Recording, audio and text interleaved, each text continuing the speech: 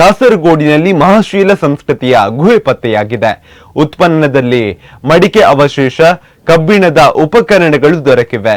ಕುಟ್ಟಿಕೋಲ್ ಪಂಚಾಯತ್ ಬಂದಡ್ಕ ಮಣಿಮೂಲ ಪ್ರದೇಶದಲ್ಲಿ ಪುರಾತತ್ವ ಇಲಾಖೆ ನಡೆಸಿದ ಇತ್ತೀಚಿನ ಉತ್ಖನನ ಕಾರ್ಯದಲ್ಲಿ ಮಹಾಶೀಲ ಸಂಸ್ಕೃತಿಗೆ ಸೇರಿದ ನೂತನ ಅವಶೇಷಗಳು ಪತ್ತೆಯಾಗಿದ್ದು, ಇಲ್ಲಿ ಪುರಾತನ ಮಾನವ ವಾಸದ ಇತಿಹಾಸಕ್ಕೆ ಮತ್ತೊಂದು ದೃಢ ಸುಳಿವು ಸಿಕ್ಕಂತಾಗಿದೆ. ಕಲ್ಪತಾಯಮ ಪ್ರದೇಶದಲ್ಲಿ ನಡೆದ ಅಧ್ಯಯನದ ವೇಳೆ ಮುರಿದ ಮಡಿಕೆ ತುಂಡುಗಳು, ಕಬ್ಬಿಣದ ಉಳಿ ಮತ್ತು ಕಬ್ಬಿಣದ ರಾಡ್ಗಳು ಪತ್ತೆಯಾಗಿವೆ.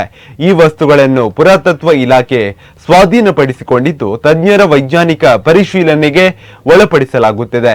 ಇದಕ್ಕೂ ಮೊದಲು ಏಪ್ರಿಲ್ 4ರಂದು ಜಲಜೀವನ ಯೋಜನೆಗಾಗಿ ನಡೆದ ಅಗೆಯುವ ಸಂದರ್ಭದಲ್ಲಿ ಇದೇ ಪ್ರದೇಶದಲ್ಲಿ ಮಹಾಶೀಲ ಸಂಸ್ಕೃತಿಯ ಮಡಿಕೆಗಳು ಮತ್ತು ಮೂಳೆ ತುಣುಕುಗಳು ದೊರಕಿದ್ದವು.